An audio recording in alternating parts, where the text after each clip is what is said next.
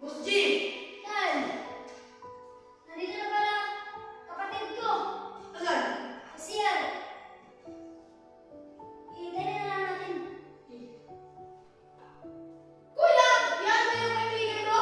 Oh!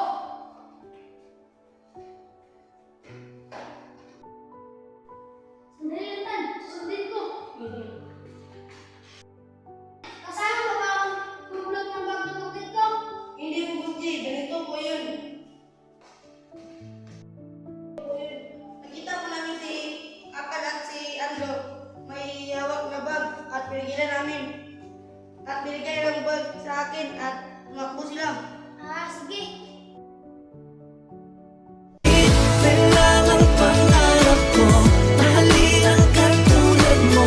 Sana ay mapansin mo, pansin na isip. Kailangang pangarap ko. Uri, alam mo ba?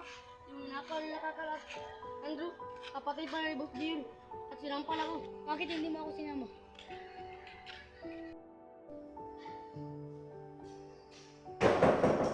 Hey! Gising na! Umaga na!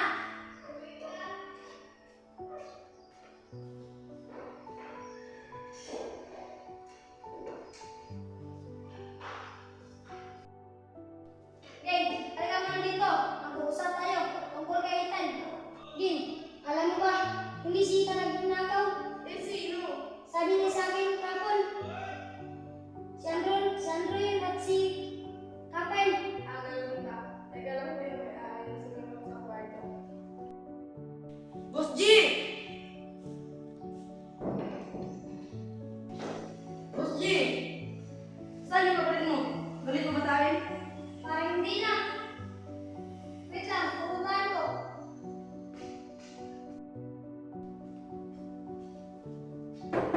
Geng, nandun na sila Ethan. Nandun.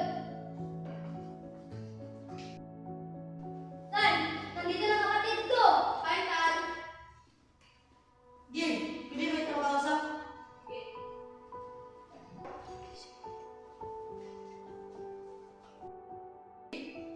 Uy, free ka ba ngayon? Oo. Pwede ba tayo pasyal? Pwede naman. Magpapaalam na ako kay Kuya. Sige. Ya, Pwede ba ako sumama kay Ethan? pwede naman.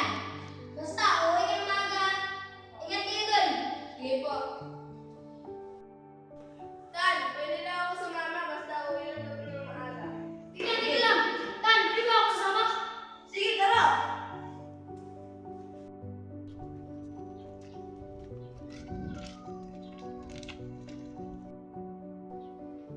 Ging, dito na tayo, Ging. Ging, may bibigay pala ako sa'yo. Ito. Pwede ba? Kailangang pangarap ko, mahalin ang katulad mo. Sana ay mapansin mo, pansin na isip. Kailangang pangarap ko, maging ikaw at ako. Ang tanging ligaya ko, simpleng tulad. Tapos lagi. Kinikilig na ako dito ah.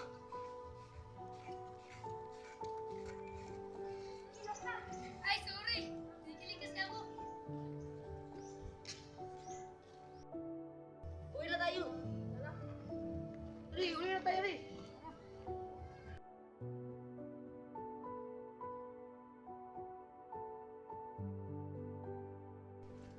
Dito lang ako, Tan. Salamat sa pagpasya sa akin. Sige, basta ikaw.